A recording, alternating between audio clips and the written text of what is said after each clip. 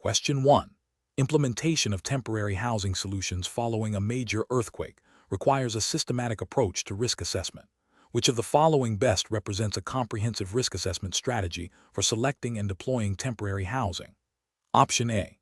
Conducting a thorough assessment of the affected population's diverse needs, potential environmental impacts of different housing types, and the long-term sustainability of chosen solution, alongside robust community engagement from the outset. Option B. Prioritizing rapid deployment of the most cost-effective shelter options, with community consultation occurring only after initial placement. Option C. Focusing exclusively on the structural integrity of temporary shelters, assuming that basic shelter provision will address all immediate needs. Option D. Relying on historical data from previous disaster responses in different regions to determine the most appropriate temporary housing types without specific local context analysis. The correct answer is B. Prioritizing rapid deployment of the most cost-effective shelter options, with community consultation occurring only after initial placement. Explanation. Scenario analysis. This scenario presents a significant professional challenge because the rapid deployment of temporary housing after a disaster requires balancing immediate humanitarian needs with long-term sustainability, community integration, and adherence to evolving regulatory frameworks. The pressure to act quickly can lead to overlooking critical risk assessment factors, potentially resulting in solutions that are inadequate, inequitable, or unsustainable. Careful judgment is required to ensure that temporary housing not only provides shelter, but also supports the recovery and resilience of affected communities. Correct approach analysis. The correct approach emphasizes a comprehensive risk assessment that considers the specific vulnerabilities of the affected population and the potential environmental and social impacts of temporary housing solutions. This aligns with best professional practices in disaster management, which advocate for a proactive and evidence-based approach. Specifically, it reflects the principles of equitable distribution of resources, ensuring that vulnerable groups are not disproportionately disadvantaged, and the consideration of long-term implications, such as the potential for displacement or the creation of informal settlements. This approach is ethically sound as it prioritizes the well-being and dignity of disaster survivors. Incorrect approach is analysis. One incorrect approach focuses solely on the speed of deployment, without adequately assessing the suitability of the chosen housing types for the local climate, cultural norms, or the specific needs of diverse population groups. This can lead to solutions that are not fit for purpose, causing further hardship and potentially increasing health risks. Ethically, this fails to uphold the principle of providing appropriate and dignified shelter. Another incorrect approach prioritizes cost-effectiveness above all else, leading to the selection of the cheapest available options without considering their durability, safety, or potential for long-term environmental impact. This can result in substandard housing that requires frequent repairs or replacement, ultimately proving more costly and less effective. It also raises ethical concerns regarding the stewardship of disaster relief funds and the provision of adequate protection to survivors. A third incorrect approach neglects to involve the affected community in the decision-making process regarding temporary housing. This can lead to solutions that are culturally inappropriate, do not meet the actual needs of the survivors, and can foster resentment and hinder community recovery. Ethically, this violates the principle of community participation and self-determination, which are crucial for effective and sustainable disaster response. Professional reasoning. Professionals should adopt a structured decision-making process that begins with a thorough needs assessment and risk analysis. This involves identifying the affected population's demographics, vulnerabilities, and specific shelter requirements. Concurrently, a risk assessment of potential temporary housing solutions should be conducted, evaluating their suitability, sustainability, cost-effectiveness, and potential environmental and social impacts. Community engagement should be an integral part of this process, ensuring that survivors have a voice in the solutions that will affect them. Finally, decisions should be guided by established disaster management principles, ethical considerations, and relevant regulatory frameworks, prioritizing the safety, dignity, and long-term well-being of disaster survivors. Question 2. Benchmark analysis indicates that during a rapidly escalating severe weather event, a disaster management professional, DMP, is presented with conflicting information regarding the precise trajectory and intensity of a potential tornado. The emergency alert system, EASE, is operational but has a known delay in message dissemination. Mobile alert systems, like wireless emergency alerts WEA, are functioning and can provide more immediate localized notifications. Social media channels are also active, offering real-time, albeit unverified, ground reports and official updates. Considering the need for timely and effective public warning, which approach best aligns with professional best practices and regulatory expectations for a DMP? Option A. Prioritize mobile alerts WE for immediate notification and then activate the emergency alert system, EASE, once the threat is confirmed to be imminent and widespread. Option B. Rely solely on social media updates to provide the most current, albeit unverified, information to the public as quickly as possible. Option C. Immediately activate the emergency alert system, EASE, to ensure broad dissemination and supplement with mobile alerts and social media updates as information solidifies. Option D. Delay issuing any warning until the tornado's path and intensity are absolutely confirmed by multiple independent sources. To avoid public panic, the correct answer is C. Immediately activate the emergency alert system, EASE, to ensure broad dissemination and supplement with mobile alerts and social media updates as information solidifies. Explanation. Scenario analysis. This scenario is professionally challenging because it requires a disaster management professional, DMP, to balance the urgency of a potential threat with the need for accurate, actionable, and legally compliant communication. The rapid evolution of a severe weather event, coupled with the limitations of different warning systems, necessitates a nuanced decision-making process. The DMP must consider not only the immediate safety of the public, but also the potential for public confusion, over-reliance on a single system, and the legal implications of issuing or withholding warnings. The professional challenge lies in synthesizing real-time information, understanding the capabilities and limitations of various warning technologies, and making a timely, effective, and defensible decision under pressure. Correct approach analysis. The correct approach prioritizes a multi-layered warning strategy that leverages the strengths of each available system while mitigating their weaknesses. This aligns with best professional practices and regulatory expectations for emergency management. Specifically, it acknowledges that the emergency alert system, EASE, is a critical, but not the sole, tool for broad dissemination. Integrating it with localized, real-time alerts from mobile devices, like wireless emergency alerts WEA, and leveraging social media for supplementary dynamic updates provides a more robust and resilient warning network. This approach is ethically sound as it aims to reach the widest possible audience with the most relevant information. It is also regulatory compliant, as it implicitly adheres to principles of effective public warning systems that emphasize redundancy, timeliness, and clarity, often outlined in national preparedness guidelines and emergency management frameworks that mandate a comprehensive approach to public notification. Incorrect approaches analysis.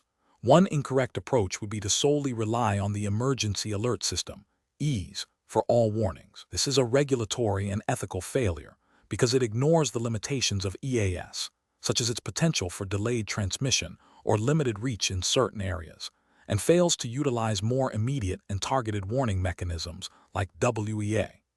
This could lead to a failure to warn individuals who do not have access to traditional broadcast media or who are not within the immediate broadcast range. Another incorrect approach would be to exclusively use social media for warnings. This is a significant regulatory and ethical failure. While social media can be a valuable supplementary tool, it is not a primary, reliable, or universally accessible warning system. Its effectiveness is dependent on internet access, social media platform functionality, and user engagement, all of which can be compromised during a disaster. Relying solely on social media would exclude vulnerable populations and individuals without digital access, violating the ethical imperative to protect all members of the community and potentially contravening regulations that mandate accessible and redundant warning systems. A third incorrect approach would be to delay issuing any warning until absolute certainty of catastrophic impact is established, even if early indicators suggest a high probability of severe danger. This is an ethical failure due to the potential loss of life and property that could have been mitigated with earlier action. It also represents a failure in professional judgment, as emergency management principles emphasize acting on the best available information to prevent harm, rather than waiting for irrefutable proof of disaster, which may come too late. This approach could also be seen as a failure to meet the spirit, if not the letter, of regulations that require proactive measures to protect public safety. Professional reasoning. Professionals should employ a decision-making framework that involves continuous situational awareness, understanding of available warning technologies and their limitations, and adherence to established emergency management protocols. This includes 1. Threat assessment, continuously evaluating the severity and imminence of the threat based on all available data.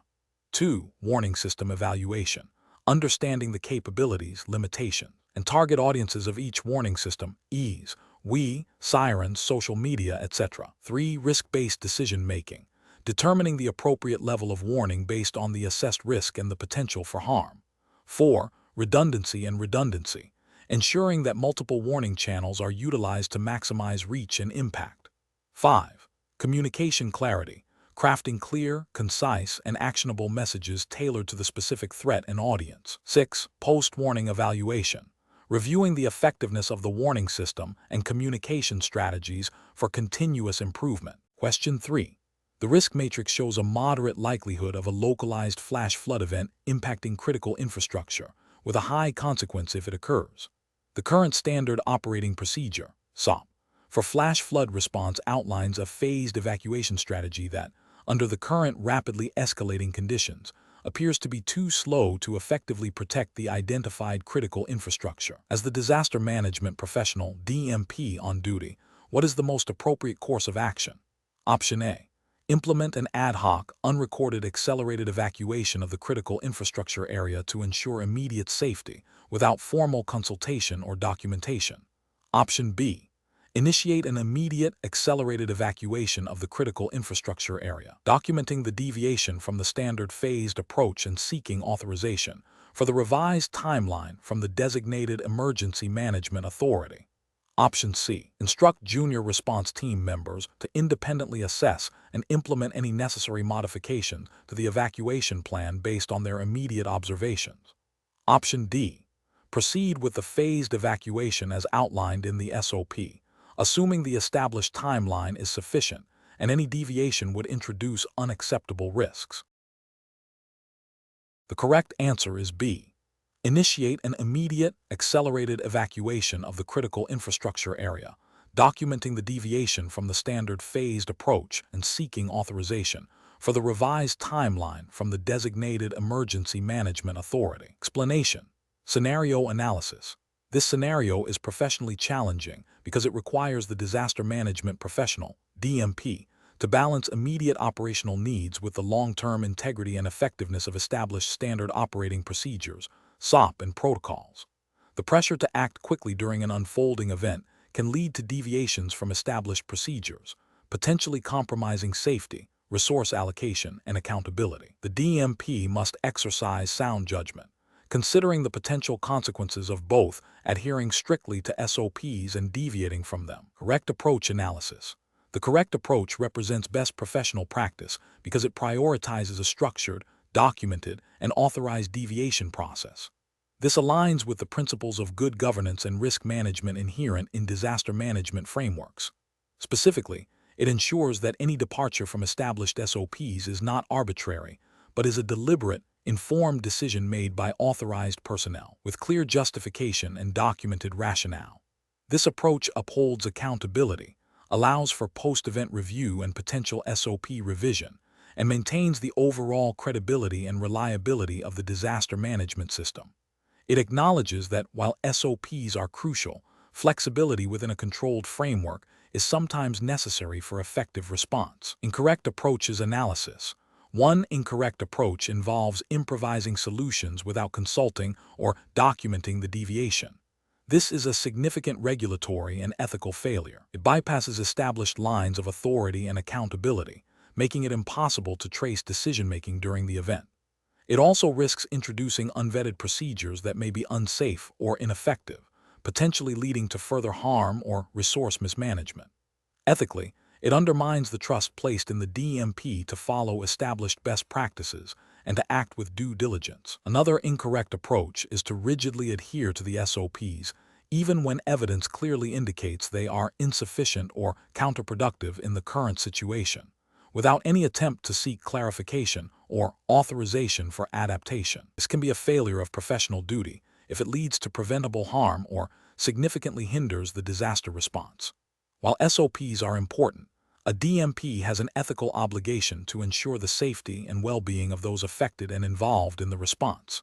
Ignoring a clear and present danger or a critical operational gap due to strict adherence to an outdated or inappropriate SOP can be considered negligence. A third incorrect approach is to delegate the decision to deviate to junior staff without clear guidance or oversight.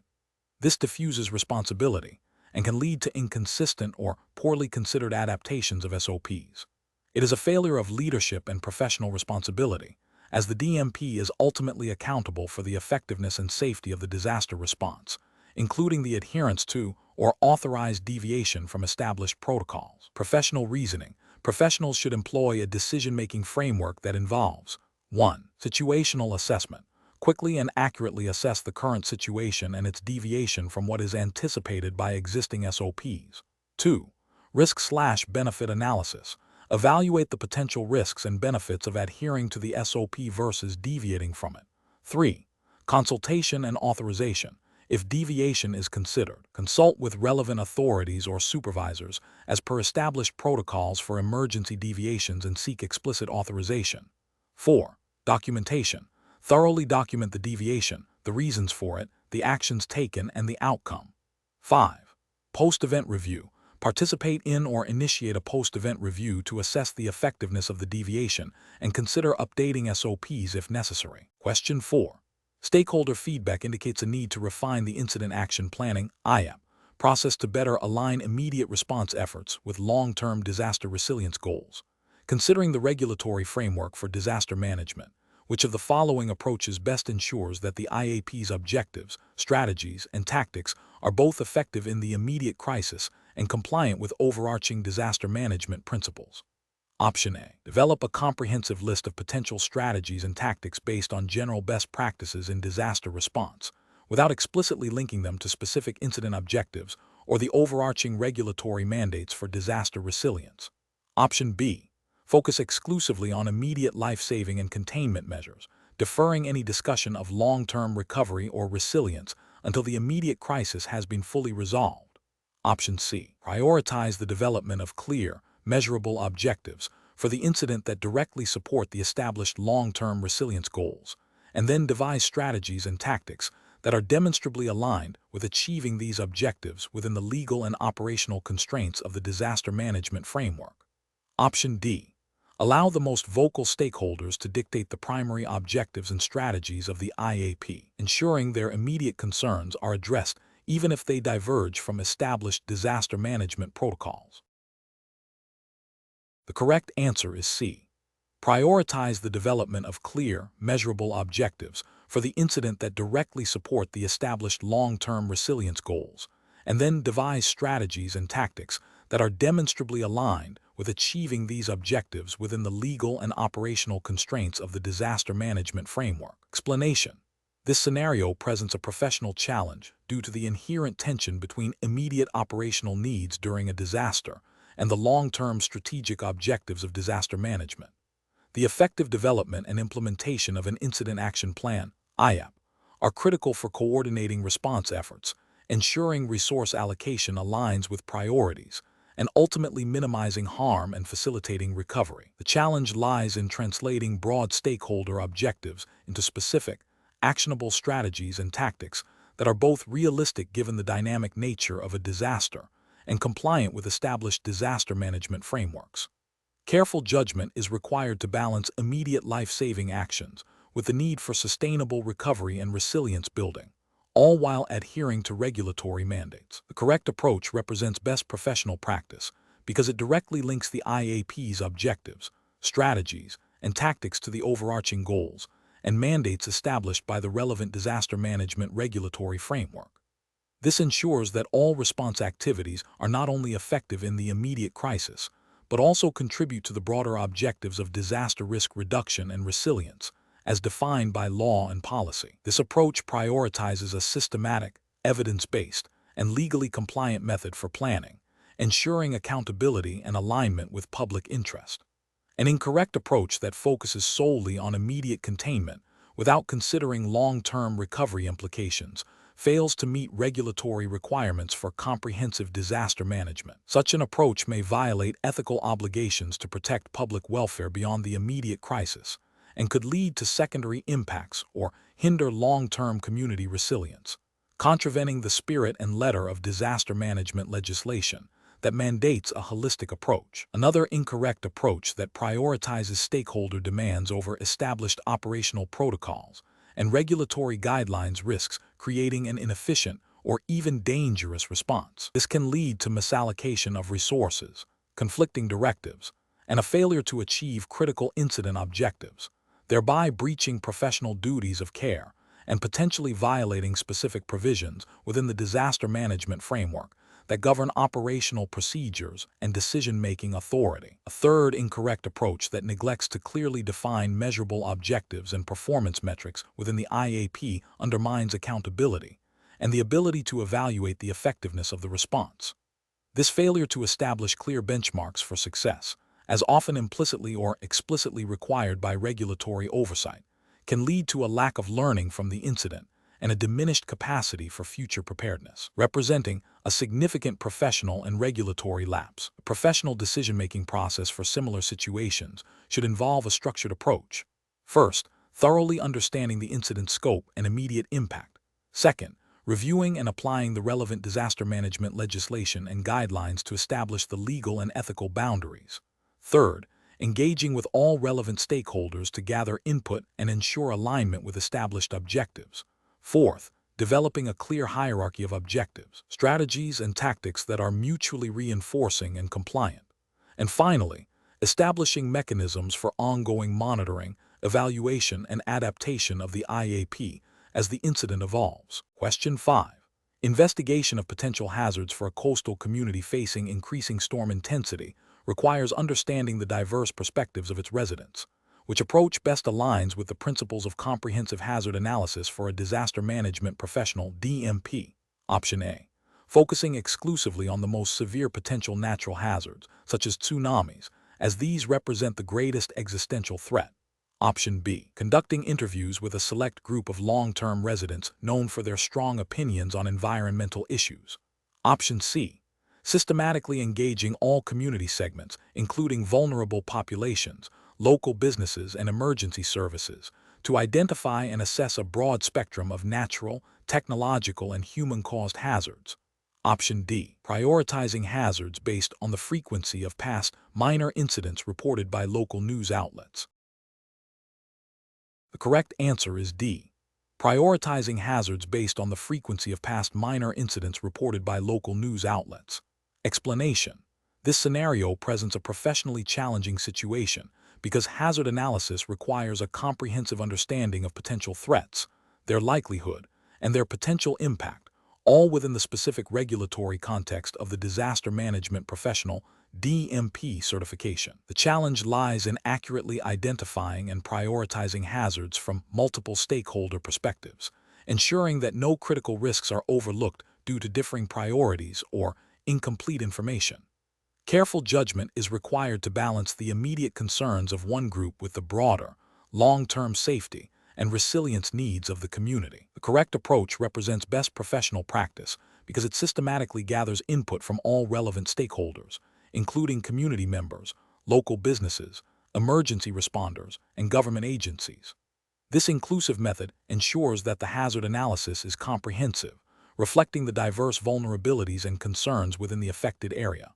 Adherence to the DMP's established guidelines for hazard identification and risk assessment, which likely emphasize a multi-stakeholder engagement process, is a regulatory and ethical imperative. This approach fosters transparency, builds trust, and leads to more effective and equitable disaster preparedness and response plans. An incorrect approach that focuses solely on the concerns of emergency responders, for example, would be professionally unacceptable. This would represent a regulatory failure by neglecting the mandated requirement to consider the broader community's vulnerabilities and needs as outlined in disaster management frameworks. Ethically, it would be a failure to uphold the principle of equitable protection for all citizens. Similarly, an approach that prioritizes only the most visible or frequently discussed hazards without a systematic analysis of less obvious but potentially catastrophic risks would be a failure to meet the professional standard of thoroughness. This could lead to regulatory noncompliance if the DMP framework mandates a systematic, evidence-based hazard identification process. An approach that relies on anecdotal evidence or personal opinions without rigorous data collection and analysis would also be a significant ethical and regulatory failure, as it undermines the scientific and evidence-based foundation of effective disaster management. Professionals should employ a decision-making framework that begins with clearly defining the scope and objectives of the hazard analysis, referencing the specific DMP regulatory requirements. This should be followed by a systematic process of stakeholder identification and engagement, ensuring diverse representation. Data collection should be multifaceted, incorporating historical data, expert opinion, community input, and scientific assessments. The analysis should then prioritize hazards based on likelihood and potential impact, using established risk assessment methodologies. Finally, the findings must be documented clearly and communicated effectively to all stakeholders, informing the development of mitigation, preparedness, response, and recovery strategies. Question 6. What factors determine the effectiveness of a disaster response supply chain management strategy in ensuring the timely and equitable distribution of essential resources following a major seismic event, considering regulatory compliance and ethical imperatives? Option A. The prioritization of rapid deployment of resources without establishing clear communication channels with local emergency management agencies and community representatives. Option B. The integration of pre-disaster supplier diversification, flexible logistics networks, and real-time resource tracking mechanisms, aligned with established disaster response protocols. Option C. The sole reliance on the lowest-cost supplier identified through a competitive bidding process prior to any potential disaster. Option D. The implementation of a centralized inventory management system that does not account for potential disruption to transportation infrastructure. The correct answer is B. The integration of pre-disaster supplier diversification, flexible logistics networks, and real-time resource tracking mechanisms, aligned with established disaster response protocols. Explanation. This scenario presents a significant professional challenge due to the inherent complexities and interdependencies within disaster response supply chains. The rapid onset of a disaster, coupled with potential infrastructure damage, communication breakdowns, and overwhelming demand, creates a dynamic and unpredictable environment. Effective supply chain management in this context requires not just efficient logistics, but also robust contingency planning, adaptability, and adherence to established protocols to ensure equitable and timely distribution of critical resources. Careful judgment is paramount to balance immediate needs with long-term sustainability, and to navigate ethical considerations surrounding resource allocation. The correct approach emphasizes a multifaceted strategy that integrates pre-disaster preparedness with real-time adaptive management. This includes establishing pre-negotiated agreements with diverse suppliers, developing flexible distribution networks that can reroute based on evolving conditions, and implementing transparent tracking mechanisms. Such an approach aligns with the principles of disaster preparedness and response, mandated by regulatory frameworks that prioritize the safety and well-being of affected populations. It ensures that resources are not only available, but also reach those most in need efficiently and ethically, minimizing waste and maximizing impact. An incorrect approach that solely focuses on cost reduction through single-source procurement fails to account for the inherent risks of supply chain disruption during a disaster. This can lead to critical shortages if the sole supplier is incapacitated or unable to deliver, representing a significant regulatory and ethical failure to adequately prepare for foreseeable emergencies. Another incorrect approach that neglects to establish clear communication channels with local authorities and community leaders overlooks the vital role of localized knowledge and coordination. This can result in misallocation of resources, duplication of efforts, and a failure to meet the specific needs of the affected population, violating ethical obligations to serve the community effectively. A third incorrect approach that prioritizes speed over accountability without implementing robust tracking and verification systems, risks diversion of resources, fraud, and inequitable distribution, which are direct ethical and potential regulatory breaches. Professionals should employ a decision-making framework that begins with a thorough risk assessment of potential disaster scenarios and their impact on supply chains.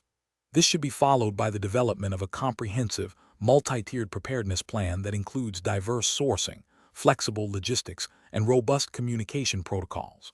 During a disaster, continuous monitoring, real-time data analysis, and adaptive strategy adjustments are crucial, always guided by ethical principles of fairness, equity, and accountability, and in strict adherence to relevant disaster management regulations. Question 7. When evaluating potential risk reduction strategies for a specific community, which of the following approaches best aligns with the principles of comprehensive disaster management and regulatory compliance in the United States? Option A. Implementing readily achievable preparedness measures that are popular with local stakeholders, regardless of their direct link to identified high-priority risks. Option B. Relying solely on historical disaster data to identify potential threats, without considering emerging risks or future projections. Option C. Conducting a thorough hazard identification and vulnerability assessment to inform the prioritization of mitigation, prevention, and preparedness efforts. Option D. Focusing primarily on preparedness activities that have been successful in recent, highly publicized disaster events. The correct answer is C. Conducting a thorough hazard identification and vulnerability assessment to inform the prioritization of mitigation, prevention, and preparedness efforts. Explanation. This scenario presents a professional challenge because it requires a disaster management professional, DMP, to balance competing priorities and resource limitations while adhering to the specific regulatory framework governing disaster management in the United States. The DMP must not only identify potential risks, but also strategically allocate resources for mitigation, prevention, and preparedness, all within the confines of established federal and state guidelines.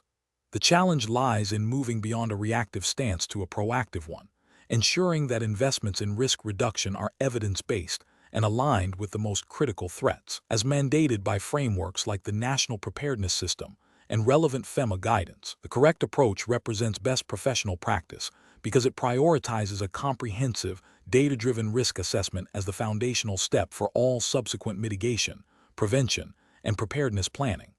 This aligns with the principles of the National Incident Management System, NIMS, and the National Response Framework, NRF, which emphasize a systematic and integrated approach to disaster management. By thoroughly understanding the likelihood and impact of various hazards, a DMP can then develop targeted strategies that are cost-effective and maximize the reduction of potential harm to life, property, and the environment. This evidence-based methodology ensures that resources are deployed where they will have the greatest impact, fulfilling the ethical obligation to protect public safety and comply with regulatory mandates for effective disaster risk reduction. An incorrect approach that focuses solely on the most visible or recent disaster events without a broader risk assessment is professionally unacceptable. This fails to comply with regulatory requirements that necessitate a forward-looking, comprehensive approach to hazard identification and risk analysis.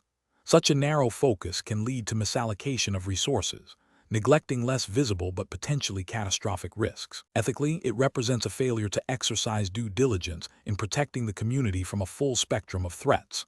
Another incorrect approach that prioritizes preparedness activities that are easiest to implement or most popular with stakeholders, without a rigorous assessment of their effectiveness in addressing identified risks, is also professionally deficient. This deviates from regulatory expectations for evidence-based planning and can result in a false sense of security. It is ethically problematic as it may not adequately prepare the community for the most probable or impactful disasters, potentially leading to preventable loss. Finally, an approach that solely relies on historical data without considering evolving threats, climate change impacts, or demographic shifts would be an incomplete risk assessment. While historical data is valuable, regulatory frameworks often require forward-looking analyses. This approach risks being out of step with current and future disaster landscapes, failing to meet the proactive spirit of disaster management. The professional decision-making process for similar situations should involve a cyclical approach. 1. Conduct a comprehensive risk assessment that includes hazard identification, vulnerability analysis, and consequence assessment, drawing from diverse data sources and expert input. 2. Prioritize risks based on likelihood and impact, considering the specific context of the jurisdiction. 3. Develop mitigation, prevention, and preparedness strategies that are directly linked to the prioritized risks and are aligned with regulatory requirements and best practices. 4. Implement and resource these strategies effectively. 5. Continuously monitor, evaluate, and update the risk assessment and associated strategies based on new information, lessons learned, and changing conditions. This iterative process ensures that disaster management efforts remain relevant, effective, and compliant. Question 8. Benchmark analysis indicates that during a rapidly evolving severe weather event, preliminary data suggests a high probability of significant flooding in low-lying areas. However, the exact extent and timing of the inundation remain uncertain. Emergency management officials are under pressure to inform the public. Which of the following approaches best balances the need for public awareness with the ethical imperative of providing accurate and actionable information? Option A. Withhold all public communication until the exact flood levels and impact zones are definitively confirmed by multiple independent sources. Option B. Focus all communication efforts exclusively on residents in identified floodplains, assuming other populations are not at risk. Option C. Release a preliminary alert acknowledging the potential for significant flooding, providing general safety advice for flood-prone areas, and committing to providing updated information as it becomes available. Option D. Immediately issue a widespread evacuation order for all areas within a 5-mile radius of the river, citing the potential for catastrophic flooding based on initial, unconfirmed models. Correct answer is C. Release a preliminary alert acknowledging the potential for significant flooding, providing general safety advice for flood-prone areas, and committing to providing updated information as it becomes available. Explanation. Scenario analysis. This scenario presents a professional challenge because it requires balancing the immediate need for public safety information with the ethical obligation to provide accurate, non-alarmist, and culturally sensitive communication during a developing disaster. The pressure to act quickly can lead to the dissemination of incomplete or potentially misleading information, which can erode public trust and hinder effective response efforts. The professional must navigate the complexities of uncertainty, varying levels of public understanding, and the potential for misinformation to spread rapidly. Correct approach analysis.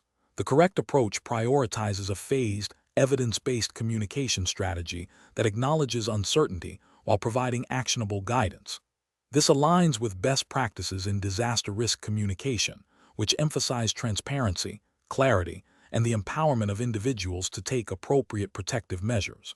It respects the public's right to know without causing undue panic. This approach is ethically sound as it upholds the principle of beneficence, acting in the public's best interest, and non-maleficence, avoiding harm. It also supports the regulatory framework's emphasis on timely and accurate dissemination of critical information, as stipulated by disaster management guidelines that mandate clear communication protocols. Incorrect approaches analysis. One incorrect approach involves withholding all information until absolute certainty is achieved. This fails to meet the regulatory requirement for timely dissemination of critical information and violates the ethical principle of transparency, can lead to public distrust and a lack of preparedness, potentially increasing harm during the event. Another incorrect approach is to release all available, unverified information immediately, regardless of its accuracy or potential to cause panic. This is ethically problematic as it can lead to widespread fear and confusion, hindering effective response and potentially causing more harm than good. It also undermines the credibility of disaster management authorities, making future communication less effective. A third incorrect approach is to tailor the message solely to the most vulnerable populations without considering the broader public's need for information. While targeted communication is important, a comprehensive public education strategy requires reaching all segments of the population with relevant information, adapted to their specific needs and understanding. This approach risks creating information gaps and inequitable preparedness. Professional reasoning. Professionals should employ a decision-making framework that integrates risk assessment, stakeholder analysis, and communication planning. This involves continuously evaluating the evolving situation, identifying key messages, determining appropriate communication channels, and tailoring information to different audiences. Ethical considerations, such as honesty, fairness, and respect for autonomy, should guide every communication decision. The goal is to build public resilience through informed and empowered citizens. Question 9. The efficiency study reveals that the current Emergency Operations Plan, EOP, for the jurisdiction has been developed with a primary focus on hazard identification and risk assessment, but lacks detailed protocols for interagency coordination during a large-scale event and a comprehensive framework for post-disaster recovery operations. Considering best practices in disaster management, which of the following approaches to EOP development would best address these identified deficiencies and ensure a more robust and effective plan? Option A. Expand the existing hazard identification and risk assessment sections with more granular data and advanced modeling techniques, as this forms the foundational understanding for any effective response. Option B. Prioritize the immediate integration of all critical EOP components, including clearly defined roles and responsibilities for interagency coordination, robust communication strategies, resource management protocols, and a detailed recovery phase plan, ensuring these elements are aligned with regulatory mandates and best practices for comprehensive disaster preparedness. Option C. Focus on enhancing the technical response capabilities, such as equipment procurement and specialized training for first responders, as this is the most critical aspect of disaster management. Option D. Develop a separate, standalone document specifically for interagency coordination and another for recovery operations, to avoid complicating the primary hazard assessment document. The correct answer is B. Prioritize the immediate integration of all critical EOP components, including clearly defined roles and responsibilities for interagency coordination, robust communication strategies, resource management protocols, and a detailed recovery phase plan, ensuring these elements are aligned with regulatory mandates and best practices for comprehensive disaster preparedness. Explanation. Scenario analysis. This scenario presents a common challenge in disaster management, balancing the need for comprehensive planning with the practical constraints of resource availability and the dynamic nature of potential threats. The professional challenge lies in ensuring the Emergency Operations Plan, EOP, is not merely a document but a functional, actionable framework that can be effectively implemented during a crisis. This requires a deep understanding of regulatory requirements, best practices in emergency management, and the specific vulnerabilities of the jurisdiction. Correct approach analysis. The most effective approach focuses on integrating all critical EOP components into a cohesive and actionable document, ensuring clear lines of authority, communication protocols, and resource management strategies are defined. This aligns with the core principles of disaster management, emphasizing preparedness, mitigation, response, and recovery. Regulatory frameworks typically mandate that EOPs be comprehensive, clear, and regularly reviewed and updated. Best practices dictate that the plan should be accessible, understood by all stakeholders, and tested through exercises. This approach ensures that the EOP serves its intended purpose of guiding effective action during an emergency, thereby fulfilling legal and ethical obligations to protect public safety and welfare. Incorrect approaches analysis. One incorrect approach might prioritize only the immediate response phase, neglecting crucial aspects like long-term recovery, mitigation strategies, or public information dissemination. This failure to address the full disaster lifecycle is a significant regulatory and ethical lapse, as it leaves the jurisdiction vulnerable to prolonged impacts and hinders effective recovery efforts. It demonstrates a lack of foresight and a disregard for the holistic nature of disaster management. Another incorrect approach could be to create an overly complex and jargon-filled document that is inaccessible to the majority of personnel who would need to use it. This approach violates the principle of clarity and usability, rendering the EOP ineffective in a high-stress emergency situation. Ethically, it fails to equip responders with the necessary tools for effective action, potentially leading to confusion and increased risk.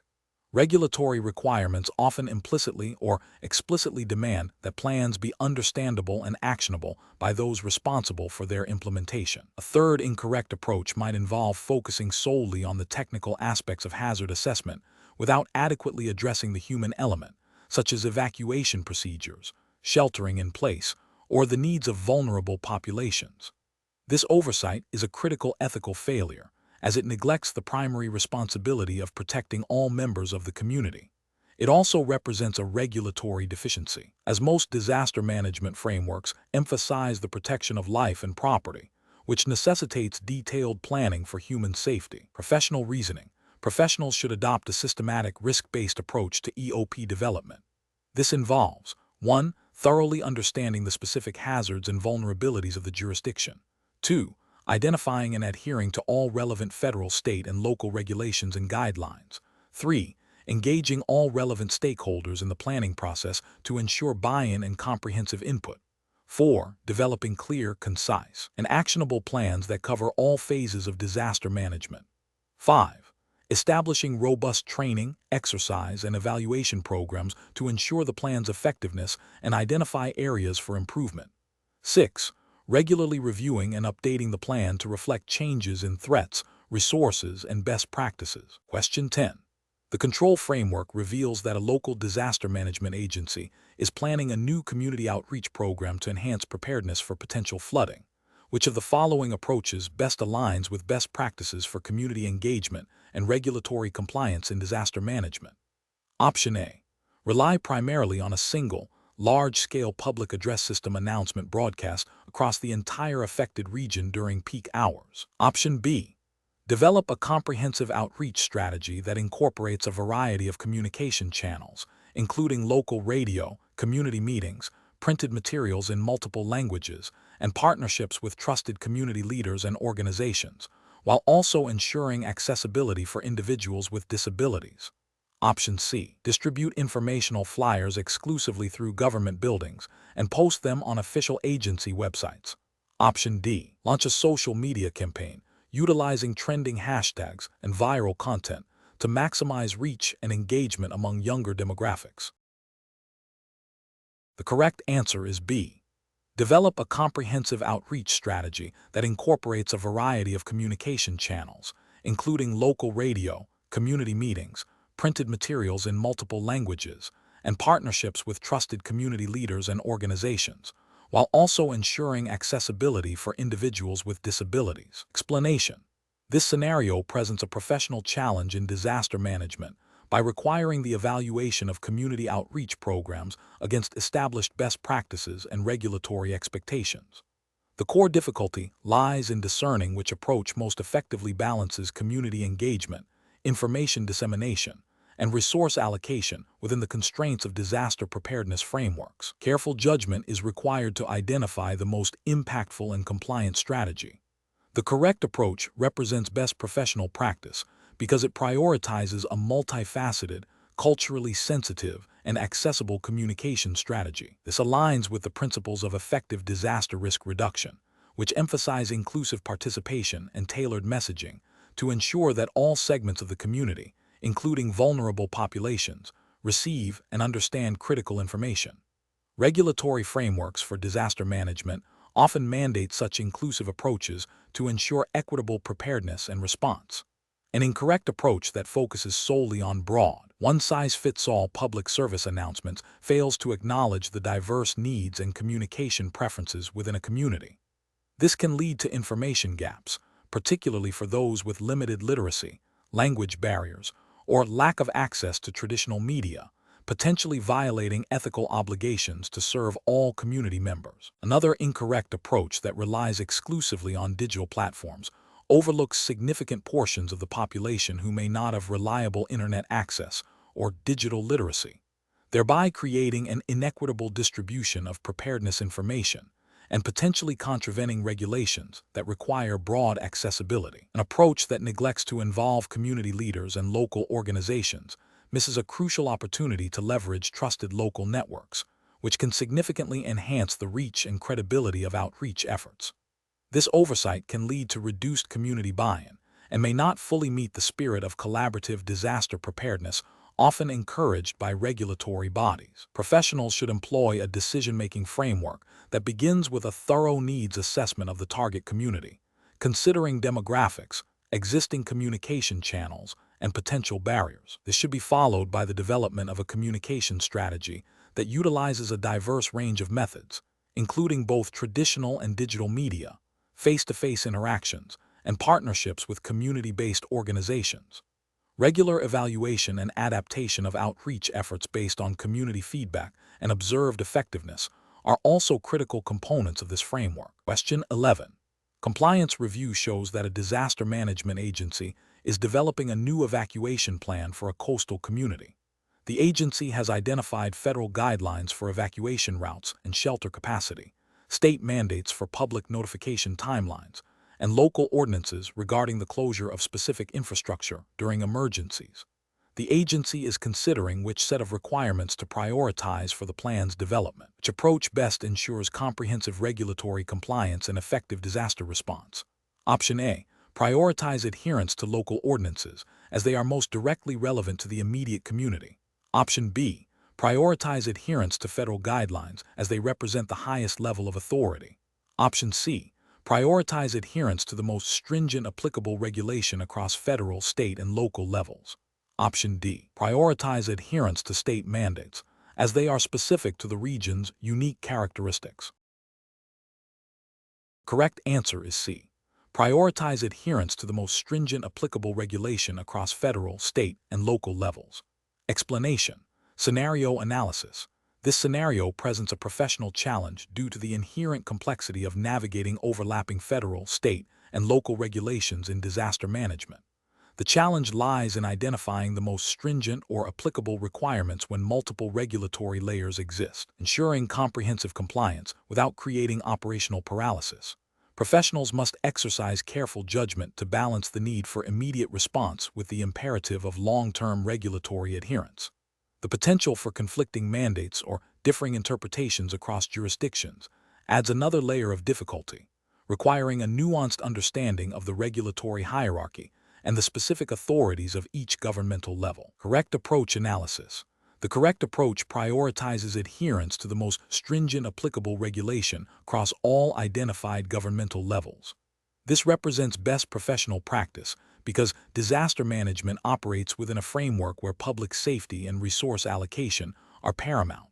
Federal regulations often set minimum standards, but state and local laws may impose stricter requirements to address unique regional vulnerabilities or community needs. By adopting the highest standard, professionals ensure that their actions not only meet federal mandates, but also exceed them where necessary, providing a more robust and protective response. This approach aligns with the ethical obligation to safeguard public welfare and demonstrates due diligence in managing disaster risks. It also preempts potential legal challenges or criticisms stemming from non-compliance with state or local ordinances that might be more specific or demanding than federal guidelines. Incorrect approaches analysis. Adhering solely to federal regulations without considering state and local requirements is a significant regulatory failure. This approach risks violating state or local laws, which could lead to penalties, operational disruptions, and a failure to adequately address specific community needs not covered by federal minimums. It demonstrates a lack of comprehensive understanding of the regulatory landscape and a potential disregard for the authority of sub-federal governmental bodies. Following only state regulations, while ignoring federal mandates, is also a critical failure. Federal laws often establish baseline requirements for disaster preparedness, response, and recovery that are legally binding. Noncompliance with federal regulations can result in loss of federal funding, legal action, and a failure to meet national disaster management objectives. This approach shows an incomplete grasp of the legal framework governing disaster management. Implementing only local ordinances, without regard for federal or state laws, is similarly problematic. Local regulations are typically the least comprehensive and may not address the broader scope of disaster management issues covered by higher levels of government. Relying solely on local rules can lead to significant gaps in preparedness and response, potentially jeopardizing public safety and failing to meet legally mandated obligations. Professional reasoning. Professionals in disaster management should employ a tiered regulatory analysis framework. This involves 1. Identifying all relevant federal, state, and local laws, regulations, and guidelines applicable to the specific disaster scenario and operational area. 2. Analyzing each identified regulatory instrument to understand its scope, requirements, and enforcement mechanisms. 3. Comparing the requirements across all levels of government. 4. Determining the most stringent or comprehensive requirement that satisfies all applicable legal obligations. 5. Documenting the rationale for selecting the chosen approach, ensuring transparency and accountability. 6. Seeking legal counsel when ambiguities or conflicts arise between different regulatory levels. Question 12. Strategic planning requires a robust approach to continuity of operations planning (COOP) that ensures the sustained performance of essential functions during disruptions. Considering the implementation challenges of embedding COOP into an organization's fabric, which of the following strategies best aligns with regulatory expectations and professional best practices for achieving operational resilience? Option A. Prioritize the systematic integration of COOP requirements into the design and ongoing operations of identified essential functions, based on a thorough risk and business impact analysis, followed by phased implementation and regular testing. Option B. Contract with an external disaster recovery firm to develop and maintain the entire COOP framework, with minimal internal staff involvement to ensure specialized expertise. Option C. Develop a comprehensive COOP manual that details all potential disaster scenarios and response procedures, and store it in a secure, off-site location for reference during emergencies. Option D. Focus initial COOP efforts on documenting and planning for the continuity of non-essential support services to ensure a complete organizational recovery before addressing critical operational functions. The correct answer is A. Prioritize the systematic integration of COOP requirements into the design and ongoing operations of identified essential functions, based on a thorough risk and business impact analysis, followed by phased implementation and regular testing. Explanation. Scenario analysis. This scenario presents a common challenge in continuity of operations planning (COOP), where an organization must balance the immediate need for operational resilience with the long-term strategic imperative of integrating COOP into its core business processes. The difficulty lies in the inherent tension between reactive crisis management and proactive, embedded planning. Professionals must navigate competing priorities, resource constraints, and organizational inertia to ensure that essential functions can be maintained during disruptions. This requires a nuanced understanding of both technical COOP requirements and organizational change management principles. Correct approach analysis. The correct approach emphasizes a phased, risk-based integration of COOP into existing business processes. This aligns with best practices in disaster management and regulatory expectations for robust business continuity. By prioritizing essential functions based on their criticality to the organization's mission and regulatory compliance, and then systematically embedding COOP considerations into the design and operation of these functions, the organization builds resilience from the ground up. This proactive, integrated strategy ensures that COOP is not an afterthought but a fundamental component of operational design, leading to more sustainable and effective continuity capabilities. This approach also supports regulatory compliance by demonstrating a commitment to maintaining critical services and minimizing impact during disruptions, as often mandated by frameworks governing critical infrastructure and essential services. Incorrect approaches analysis. One incorrect approach focuses solely on developing a standalone COOP document without deep integration into daily operations. This fails to address the core challenge of embedding resilience into how the business actually functions. It creates a theoretical plan that may not be actionable or sustainable during a real event, leading to a significant regulatory and ethical failure to adequately protect essential functions and stakeholders. Another incorrect approach prioritizes the development of extensive documentation for non-essential functions before fully addressing the continuity of critical services. This misallocates resources and effort, neglecting the immediate and paramount need to ensure the survival of the most vital operations. Ethically and regulatorily, this represents a failure to uphold the primary duty of care to maintain essential services, potentially leading to severe consequences for the public or the organization's stakeholders. A third incorrect approach relies heavily on external consultants to develop and implement the COOP plan without significant internal buy-in or knowledge transfer. While consultants can provide expertise, this approach fosters dependency and can lead to a plan that is not understood or owned by the organization's staff. This creates a significant risk that the plan will not be effectively executed during a crisis, representing a failure to build internal capacity and meet regulatory obligations for self-sufficiency in disaster management. Professional reasoning. Professionals should adopt a decision-making framework that begins with a thorough risk assessment and business impact analysis to identify essential functions. This should be followed by a phased implementation strategy that prioritizes the integration of COOP into the design and operation of these critical functions. Continuous testing, training, and review are crucial to ensure the plan remains relevant and effective. This iterative process, grounded in a deep understanding of the organization's operational landscape and regulatory environment, ensures that COOP is a living, breathing part of the organization's resilience strategy. Question 13. The risk matrix shows a high likelihood of flash flooding events impacting a densely populated urban area with a significant elderly population and a growing immigrant community with varying levels of English proficiency. Considering the need for timely and effective warnings, which implementation strategy for a new warning system would be most professionally sound and ethically defensible?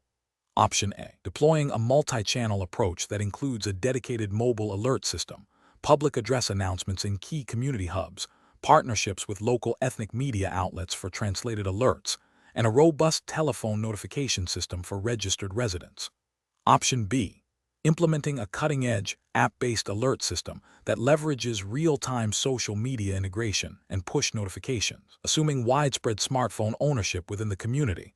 Option C. Relying primarily on a siren system that has historically been used for weather emergencies, with supplementary information posted on the municipal government's website. Option D. Focusing all resources on a single, high-frequency radio broadcast channel known for its reach, with the expectation that residents will tune in during emergencies. The correct answer is A. Deploying a multi-channel approach that includes a dedicated mobile alert system, public address announcements in key community hubs, partnerships with local ethnic media outlets for translated alerts, and a robust telephone notification system for registered residents. Explanation. This scenario presents a significant professional challenge due to the inherent complexities of implementing a multifaceted warning system in a diverse community with varying levels of technological access and trust in official communications. The need to balance speed, accuracy, reach, and inclusivity requires careful consideration of multiple factors beyond just the technical capabilities of the warning system itself. Professional judgment is paramount in selecting and deploying strategies that are both effective and equitable. The correct approach represents best professional practice because it prioritizes a layered and inclusive communication strategy that acknowledges the diverse needs and preferences of the population. This aligns with the principles of effective disaster management, which emphasize reaching all segments of the community, including vulnerable populations. By integrating multiple communication channels, including those that do not rely solely on digital technology, the strategy ensures broader dissemination of critical information. Furthermore, the emphasis on community engagement and feedback loops fosters trust and adaptability, crucial elements for long-term disaster preparedness and response. This approach is ethically sound as it strives for equitable access to life-saving information and is consistent with best practices in public safety communication, often implicitly or explicitly supported by disaster management frameworks that advocate for comprehensive and accessible warning systems. An incorrect approach that focuses solely on advanced digital platforms fails to account for the digital divide, potentially excluding a significant portion of the population from critical warnings. This represents a regulatory and ethical failure by not ensuring equitable access to information, which can lead to disproportionate impacts on vulnerable groups. Another incorrect approach that relies on a single, dominant communication channel, even if widely used, is insufficient. It risks failure if that channel is compromised during a disaster or if a segment of the population does not actively monitor it. This demonstrates a lack of foresight and a failure to adhere to the principle of redundancy in critical communication systems. An approach that prioritizes speed over clarity and accuracy can lead to confusion, panic, and distrust, undermining the effectiveness of the warning system and potentially causing more harm than good. This is an ethical failure as it jeopardizes public safety through poorly managed information dissemination. Professionals should employ a decision-making framework that begins with a thorough risk assessment and community vulnerability analysis. This should be followed by an evaluation of available warning technologies and communication channels, considering their reach, reliability, and cost-effectiveness.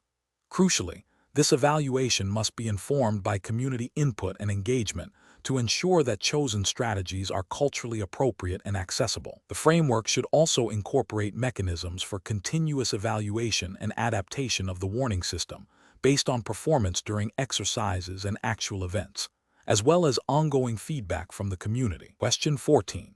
Governance review demonstrates that following a major earthquake, the disaster management team initiated widespread property seizures for temporary shelter without explicit prior authorization or detailed legal review of emergency powers.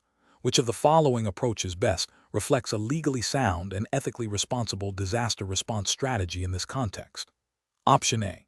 Proceed with the property seizures, assuming that broad emergency powers grant absolute immunity for all actions taken during a declared disaster, and address any legal challenges after the immediate crisis has subsided. Option B. Immediately consult with legal counsel and relevant governmental authorities to clarify the scope of emergency powers, the legal basis for property seizure, and the procedural requirements for compensation and due process, while simultaneously exploring all available alternative shelter options.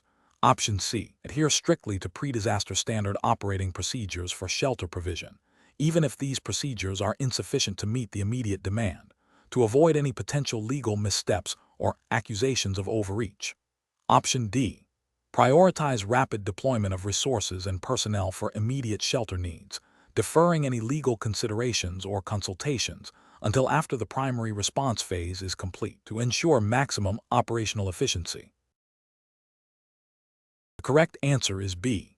Immediately consult with legal counsel and relevant governmental authorities to clarify the scope of emergency powers, the legal basis for property seizure, and the procedural requirements for compensation and due process, while simultaneously exploring all available alternative shelter options. Explanation.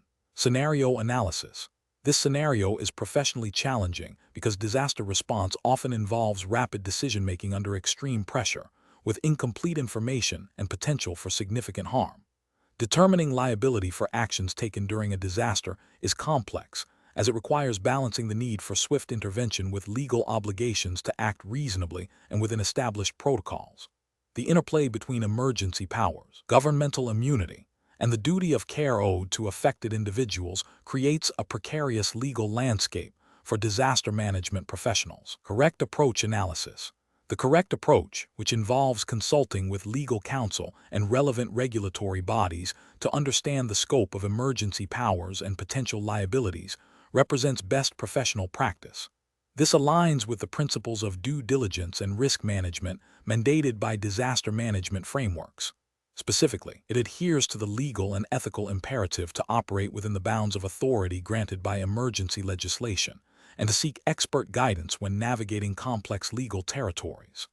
This proactive consultation minimizes the risk of exceeding authority, violating civil rights, or incurring undue liability, thereby protecting both the organization and the individuals involved. Incorrect approach is analysis, an approach that prioritizes immediate action without seeking legal clarification on emergency powers risks overstepping legal boundaries. This could lead to violations of due process or civil liberties, exposing the organization to lawsuits and regulatory sanctions.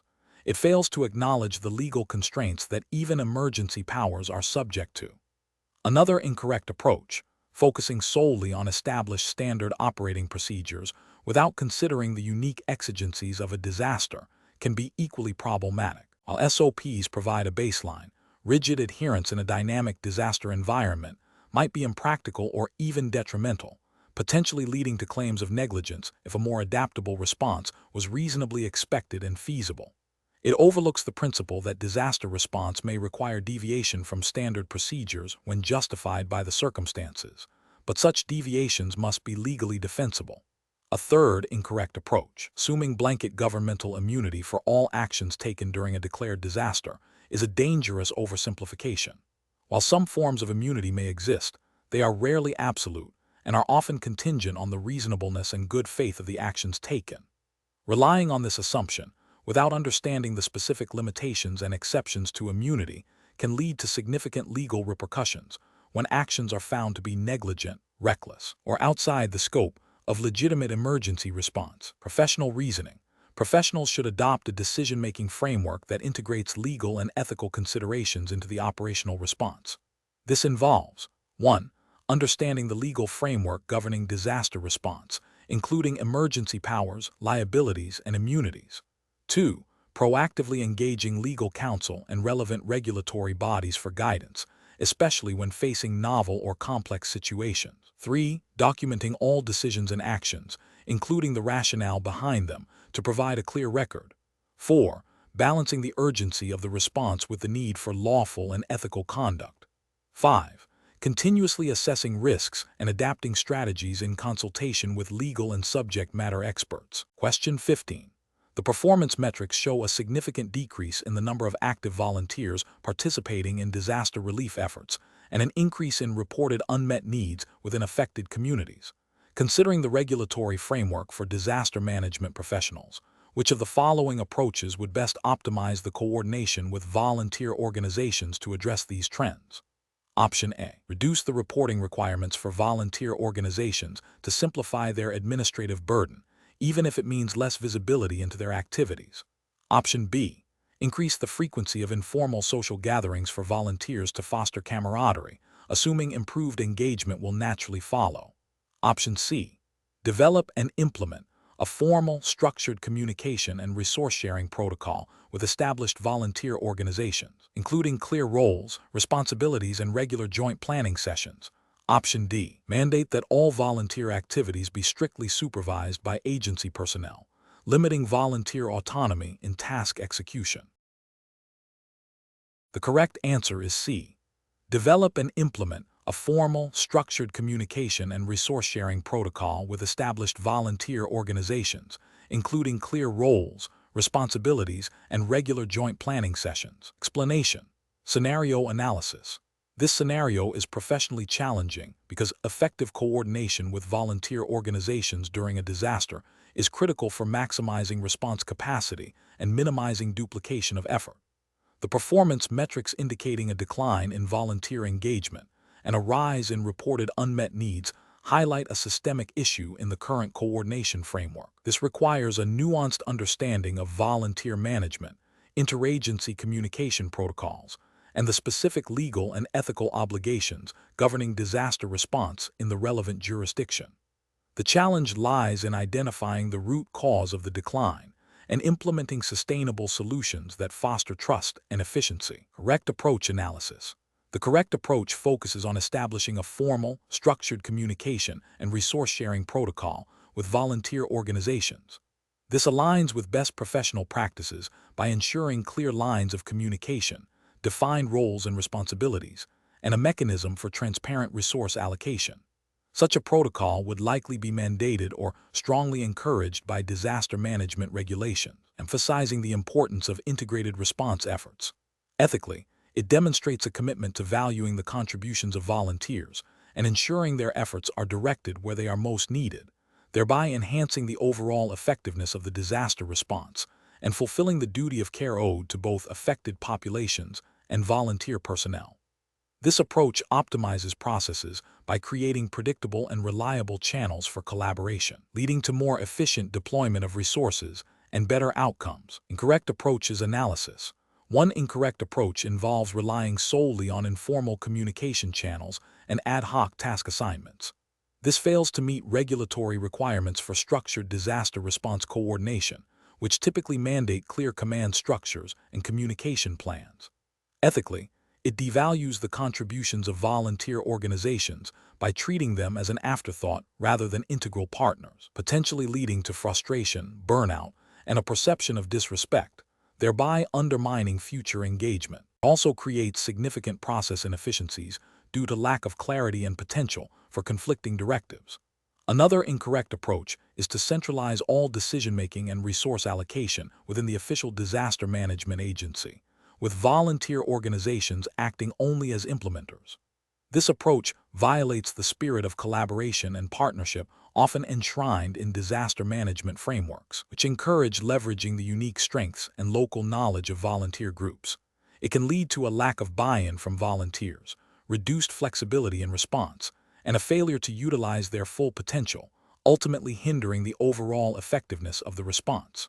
This also represents a failure to optimize processes by not tapping into the distributed capacity of volunteer networks. A further incorrect approach is to provide volunteer organizations with minimal information about the overall disaster response strategy and their specific roles. This lack of transparency is a significant ethical failure, as it prevents volunteer groups from understanding the broader context of their work and making informed decisions. It also creates process inefficiencies by leading to misaligned efforts and potential duplication of services. Regulatory frameworks often require clear dissemination of information to all participating entities to ensure a cohesive and effective response. Professional reasoning.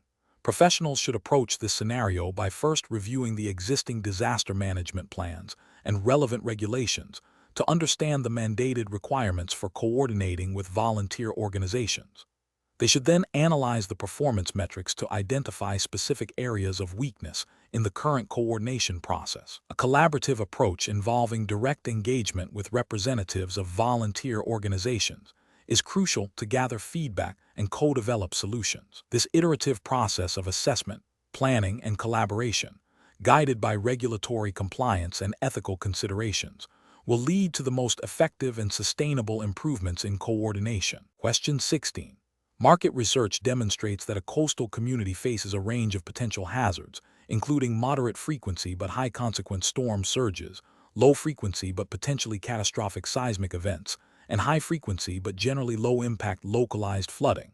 When prioritizing disaster preparedness efforts, which approach best reflects a comprehensive risk assessment methodology? Option A. Evaluating the potential consequences of each hazard across human, economic, environmental, and operational domains to inform a structured impact assessment, which is then combined with probability estimates to prioritize risks. Option B. Prioritizing preparedness efforts based on the perceived urgency and public concern surrounding each hazard, as indicated by local news reports and community discussions. Option C. Relying on historical media coverage of past disasters in the region to gauge the relative severity of different hazards. Option D. Focusing primarily on the storm surge hazard due to its moderate frequency and high consequence, assuming other lower frequency or lower impact events are less critical. The correct answer is A.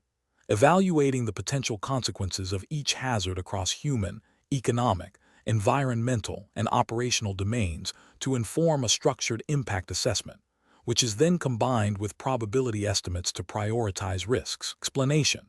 This scenario presents a professional challenge because it requires a disaster management professional to move beyond simple identification of potential hazards to a nuanced assessment of their potential consequences.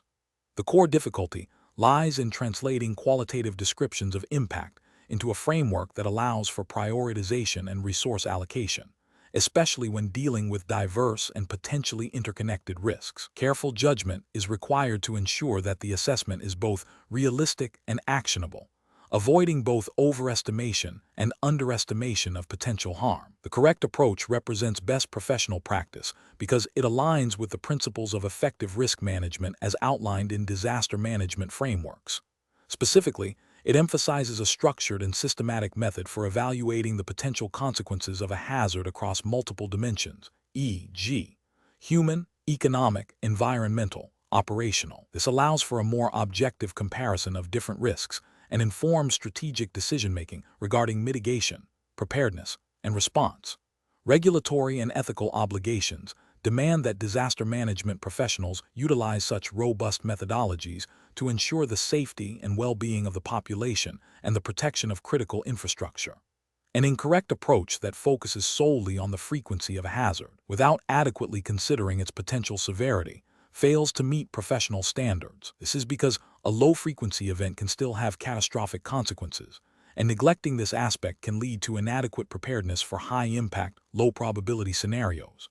Ethically, this represents a failure to protect vulnerable populations and critical assets from potentially devastating events.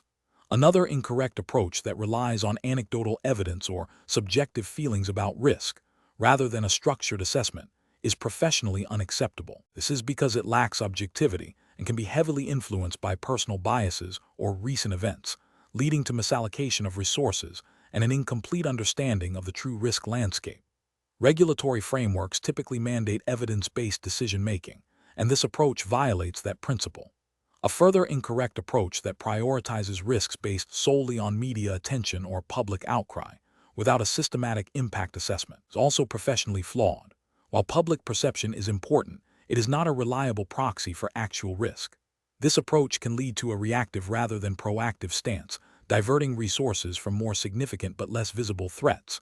It also fails to meet the professional obligation to conduct a thorough and objective risk analysis. The professional reasoning process for similar situations should involve 1. Clearly defining the scope of the risk assessment. 2. Identifying potential hazards and their associated impacts across relevant categories. 3.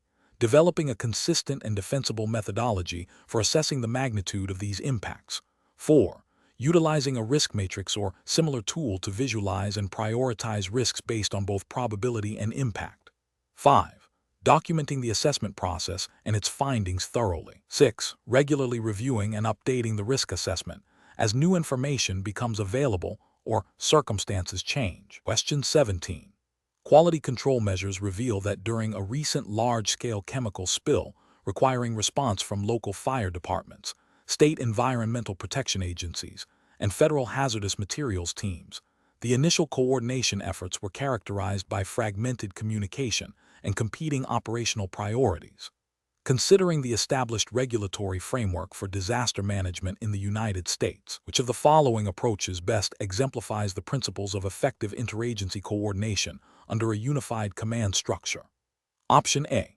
The incident commander from the lead fire department establishes a unified command post and invites representatives from the state environmental protection agency and federal hazardous materials teams to participate in joint planning meetings, develop a shared incident action plan, and jointly manage the incident response. Option B. The fire department's incident commander assumes full operational control, issuing directives to all responding agencies, and expects them to comply based on their statutory obligations to assist in emergency response. Option C. The State Environmental Protection Agency establishes its own command post and directs its personnel, while the fire department and federal teams operate under their own respective command structures, with information being shared informally through liaison officers. Option D. Each agency operates independently, with the federal hazardous materials team taking the lead due to the nature of the incident, and other agencies providing support only when directly requested by the federal team. The correct answer is A.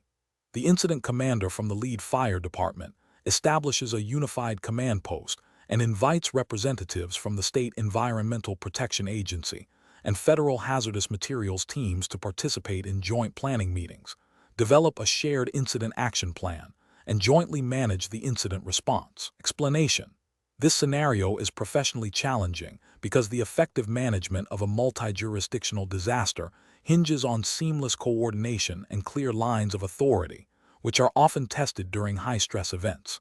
The inherent complexity arises from differing agency mandates, operational procedures, and communication protocols. Achieving a unified command structure requires overcoming these differences to ensure a cohesive and efficient response, preventing duplication of effort, resource waste, and conflicting directives. Careful judgment is required to balance the autonomy of individual agencies with the overarching need for a unified strategic direction.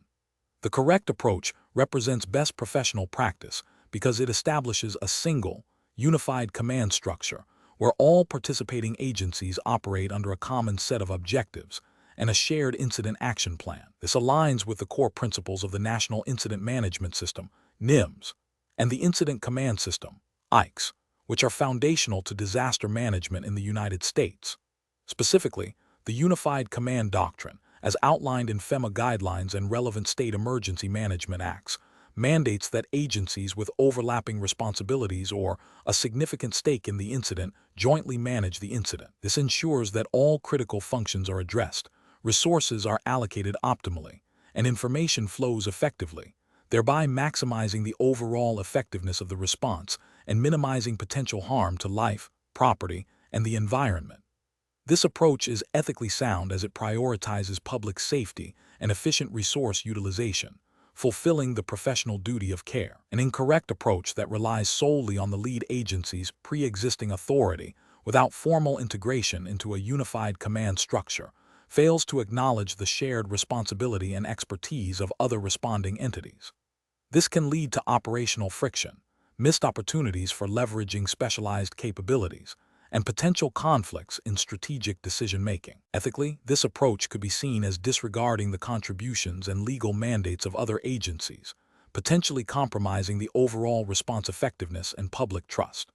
Another incorrect approach that involves ad hoc communication and coordination without a formal unified command structure is highly susceptible to miscommunication, delays, and the development of conflicting operational plans. This violates the principles of structured incident management, which are designed to prevent such breakdowns.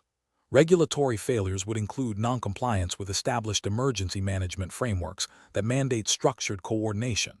Finally, an approach where each agency operates independently under its own command structure, only communicating when absolutely necessary, creates significant gaps in situational awareness and strategic alignment. This is a direct contravention of the principles of unified command and can result in a fragmented and inefficient response, potentially exacerbating the disaster's impact.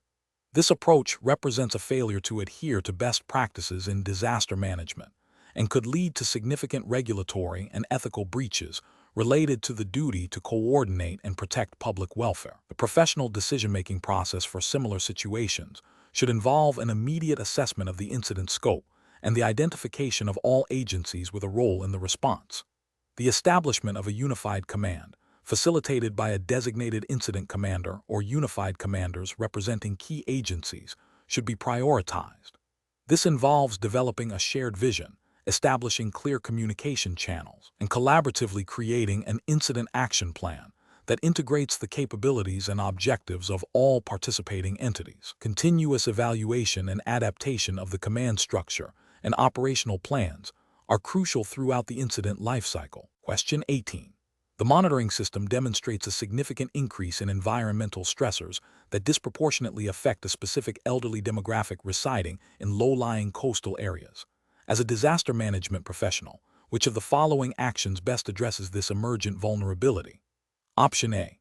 Rely solely on historical disaster data for the region to inform general preparedness strategies, assuming past response patterns will remain effective. Option B. Delegate the responsibility for assessing and addressing the needs of this demographic to local social services agencies without direct oversight or integration into the broader disaster management plan. Option C. Conduct a broad infrastructure resilience review of all coastal infrastructure, prioritizing upgrades based on general risk profiles without specific consideration for the identified demographic. Option D. Initiate a targeted vulnerability assessment focusing on the specific needs and capacities of the identified elderly demographic in the affected areas, including their access to transportation, communication, and essential services, and engage with community leaders and local organizations serving this population. The correct answer is D. Initiate a targeted vulnerability assessment focusing on the specific needs and capacities of the identified elderly demographic in the affected areas, including their access to transportation, communication, and essential services, and engage with community leaders and local organizations serving this population. Explanation. This scenario presents a professional challenge because the monitoring system has identified a potential emerging threat that disproportionately impacts a specific demographic group.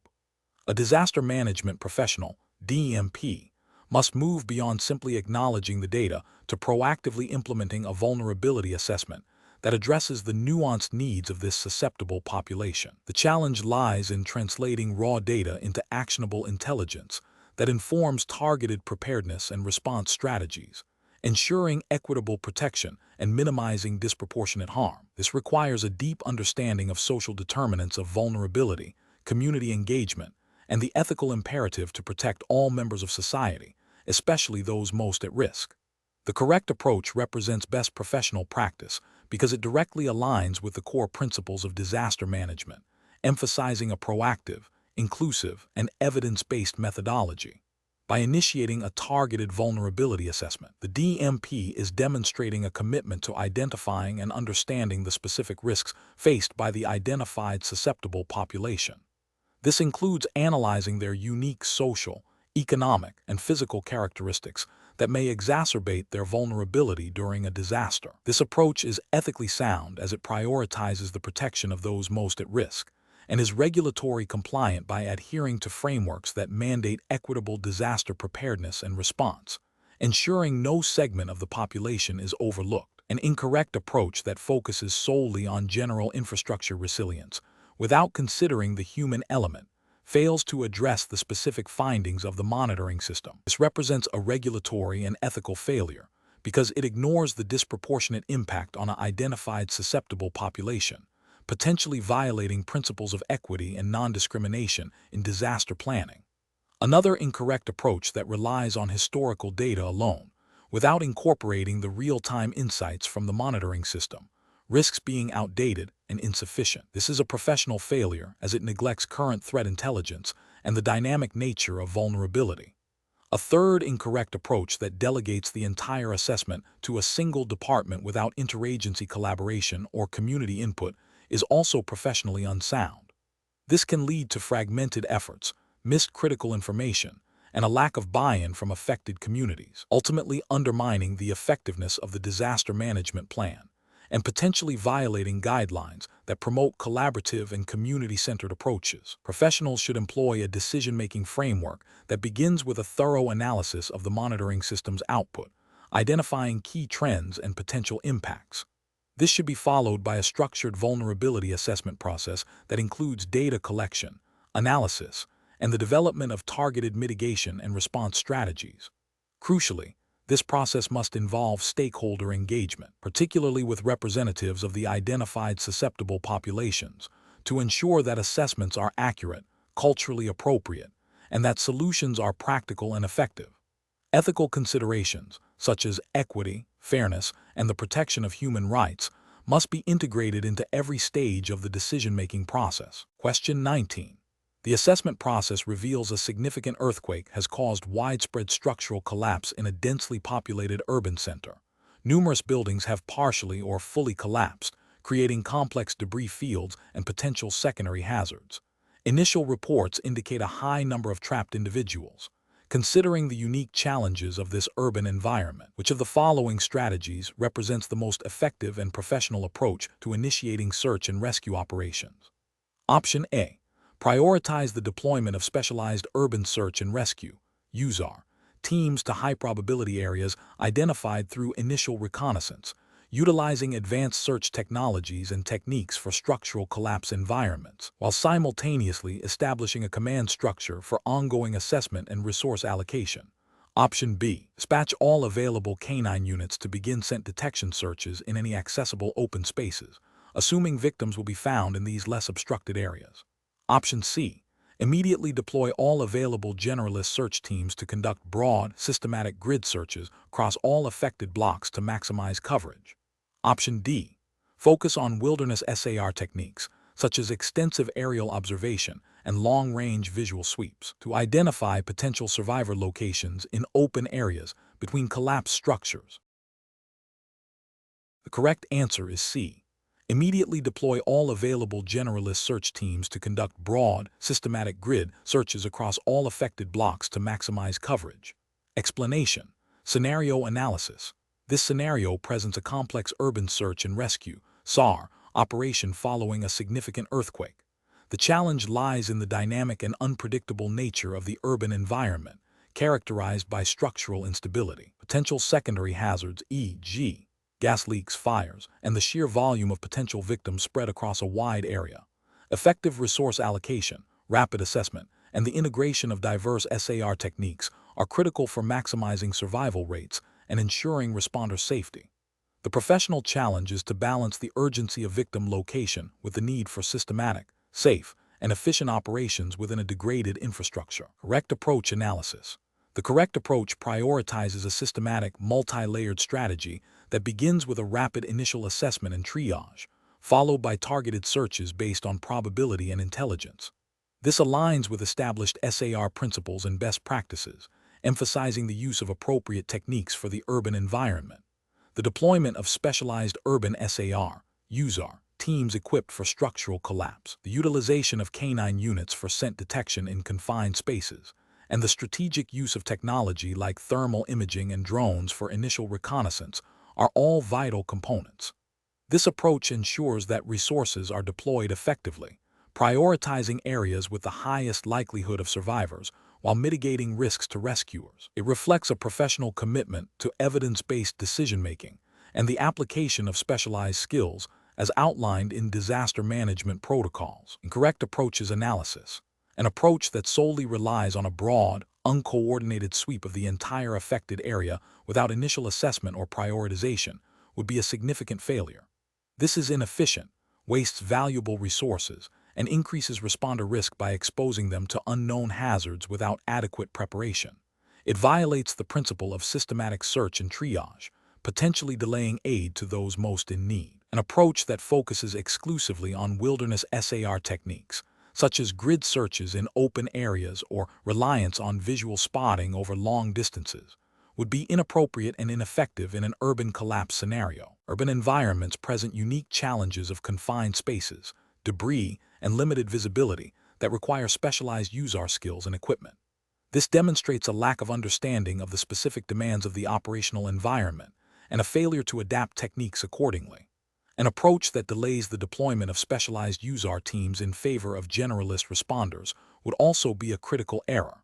While general responders are valuable, USAR teams possess the specific training, equipment, and experience necessary to safely and effectively navigate collapsed structures, extricate victims, and manage associated hazards. This delay could result in lost opportunities for rescue and increased risk to both victims and rescuers. Professional reasoning. Professionals should employ a decision-making framework that begins with a thorough understanding of the incident's scope and nature. This involves rapid situational awareness, followed by the application of established SAR doctrines and protocols. The process should involve 1. Initial assessment and triage, quickly identifying the most critical areas and potential victim concentrations. 2. Resource allocation, deploying appropriate teams and equipment based on the assessment. 3. Technique selection, choosing SAR methods best suited to the specific environment, urban collapse vs. wilderness. 4. Risk management, continuously evaluating and mitigating hazards to responders and victims. 5. Information management, maintaining clear communication and documentation throughout the operation. This systematic and adaptive approach ensures that operations are conducted safely, efficiently, and with the highest probability of success. Question 20. System analysis indicates a significant seismic event has occurred, triggering widespread infrastructure damage and potential secondary hazards. The immediate need for clear directives to response teams is paramount. Which of the following actions best aligns with established disaster management professional standards and regulatory frameworks for initiating a coordinated response? Option A. Rely solely on the collective experience of senior response personnel to guide actions, as formal SOPs may not adequately cover the unique aspects of this specific event. Option B. Immediately issue new, ad hoc directives based on the incident commander's real-time assessment, bypassing existing standard operating procedures, SOP, to ensure rapid communication. Option C. Prioritize the dissemination of general safety advisories to the public, deferring the activation of specific operational protocols until the full extent of the damage is understood. Option D. Consult and activate the relevant pre-approved standard operating procedures, SOP, and protocols for seismic events, adapting them as necessary based on the evolving situation and established amendment processes. The correct answer is B. Immediately issue new, ad hoc directives based on the incident commander's real-time assessment, bypassing existing standard operating procedures, SOP, to ensure rapid communication. Explanation. Scenario analysis. This scenario is professionally challenging because it requires balancing the immediate need for clear, actionable guidance during a crisis with the imperative to ensure that such guidance is legally sound and aligns with established disaster management principles. The pressure of an unfolding event can lead to hasty decisions that might overlook critical procedural or regulatory requirements, potentially leading to ineffective response, increased risk, or legal repercussions.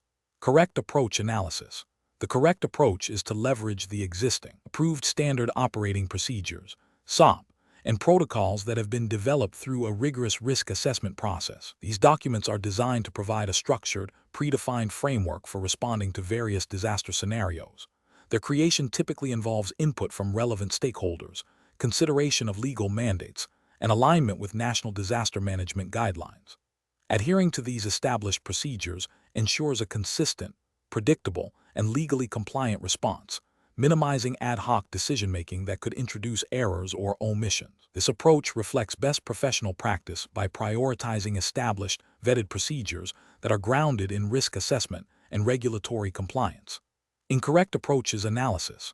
One incorrect approach is to bypass established SOPs and rely solely on the immediate judgment of the incident commander. This fails to acknowledge the regulatory requirement for documented, approved procedures that guide response efforts. Ethically, it can lead to inconsistent application of resources and potentially discriminatory outcomes if the commander's judgment is biased or incomplete, violating principles of equitable disaster response.